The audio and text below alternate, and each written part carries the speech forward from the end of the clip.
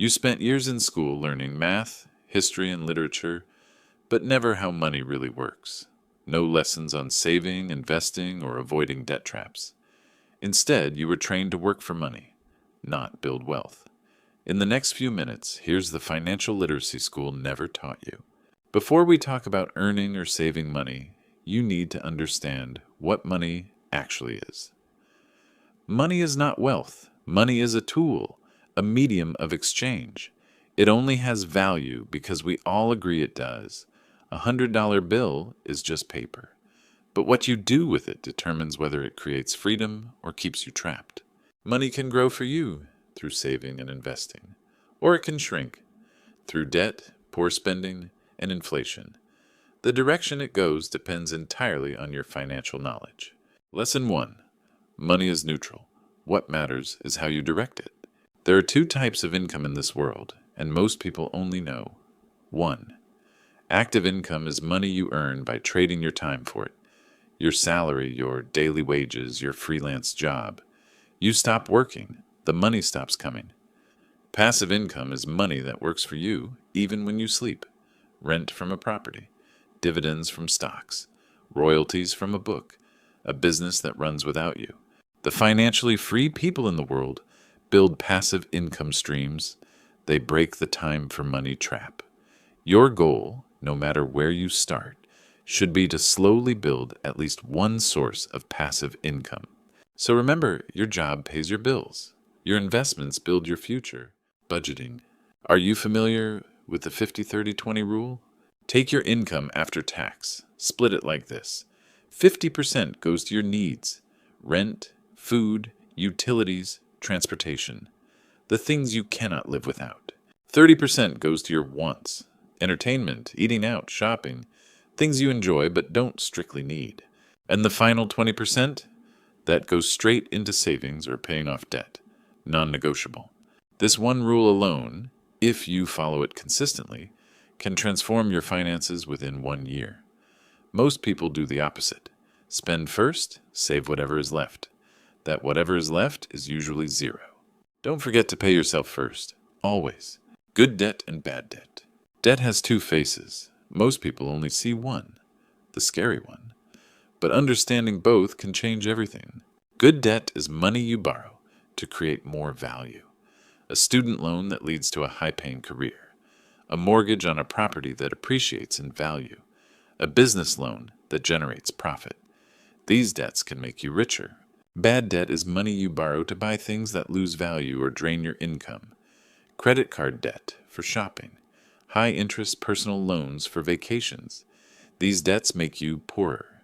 The rule is simple. If the debt builds value or generates income, it might be worth it. If it just funds a lifestyle you cannot afford, avoid it completely. So debt is not the enemy. Ignorance about debt, that is the real enemy. Compound interest. Albert Einstein reportedly called compound interest the eighth wonder of the world. Whether he said it or not, the math is real, and it is powerful. Compound interest means you earn interest on your interest.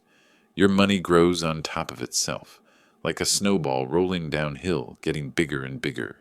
Here's an example. If you invest just $100 a month starting at age 25 with a 10% annual return, by age 65 you will have over $630,000.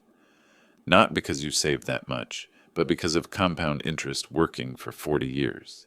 The most important thing about compound interest is time. Start as early as you possibly can, even small amounts. Just start. Emergency funds. Before you invest a single dollar, you need an emergency fund. This is money you never touch unless a genuine emergency happens. The rule: save 3 to 6 months' worth of living expenses in a separate savings account. That means if your monthly expenses are $1,000, your emergency fund should be between $1,500 and $3,000. Without an emergency fund, one bad event, a medical bill, a car breakdown, a job loss, can push you into debt in an instant. With an emergency fund, that same event is just an inconvenience, not a crisis. This is not glamorous. It's not exciting. But your emergency fund is the most important financial tool you will ever have. Build it before anything else. It is your foundation. Investment. Once you have your emergency fund in place, it is time to invest. Investing is how ordinary people build extraordinary wealth over time. Stocks are shares of a company. When you buy a stock, you own a tiny piece of that company. If the company grows, your investment grows.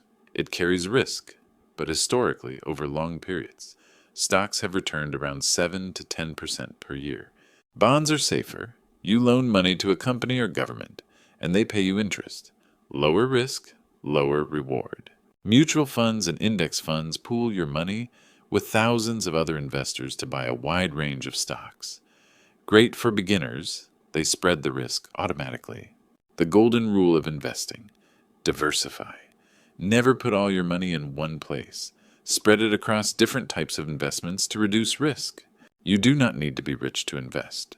Many apps today let you start with as little as $1. The important thing is to begin.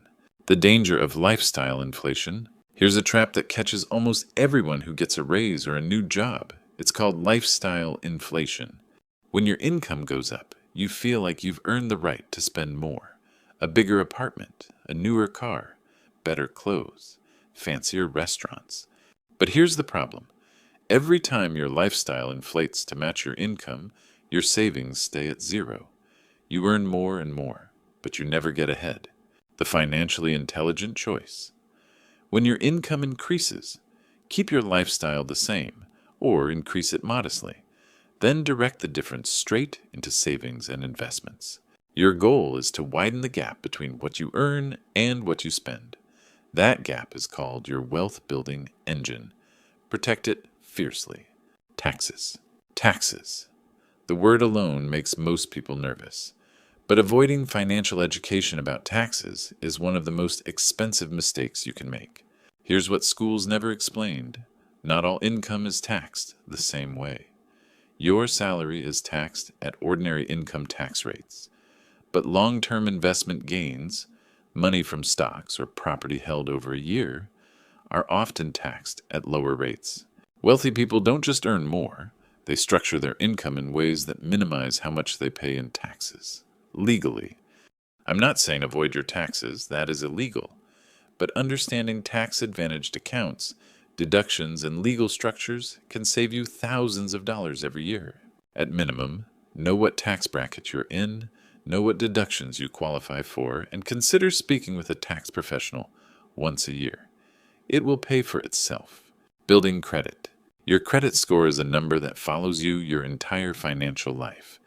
It determines whether you can get a loan, what interest rate you'll pay, sometimes even whether you get an apartment or a job. A good credit score saves you tens of thousands of dollars over your lifetime through lower interest rates. A bad credit score does the opposite. It costs you money on everything. 5 things determine your credit score. 1. Payment history. Always pay on time. 2. Credit utilization. Keep your balance below 30% of your limit. 3. Length of credit history. The longer, the better. 4. Types of credit. 5. New credit inquiries. The single most important thing? Pay on time. Every time. One missed payment can damage your score for years. Think of your credit score as your financial reputation. Guard it like gold. Power of financial goals. Every financial journey needs a destination. Without clear goals, money has no direction, and without direction, it disappears. Short-term goals might be building your emergency fund, paying off a credit card, saving for a laptop. Medium-term goals, buying a car, starting a business. Long-term goals, owning property, retiring comfortably. Write your goals down. Attach a number and a deadline to each one. A goal without a plan is just a wish. Review your goals every month. Celebrate small wins. Stay consistent.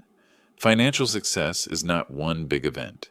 It is 1,000 small decisions made correctly over and over again. We've covered a lot today. Let's bring it all together. Money is a tool. Direct it with intention. Understand the difference between active and passive income. Follow the 50-30-20 rule. Know the difference between good debt and bad debt. Build your emergency fund before investing. Use compound interest as your superpower and start early.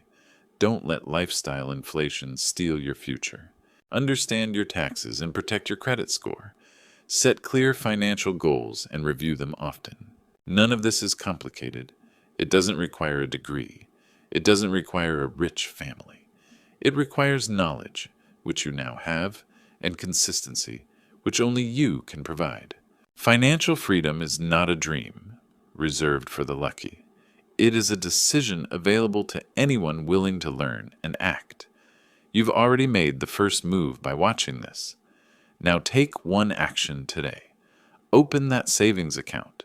Start that budget. Research that first investment. The school system failed you once. Don't let yourself fail you twice. Your financial future starts right now. Thank you for watching, and remember, the best investment you will ever make is in yourself.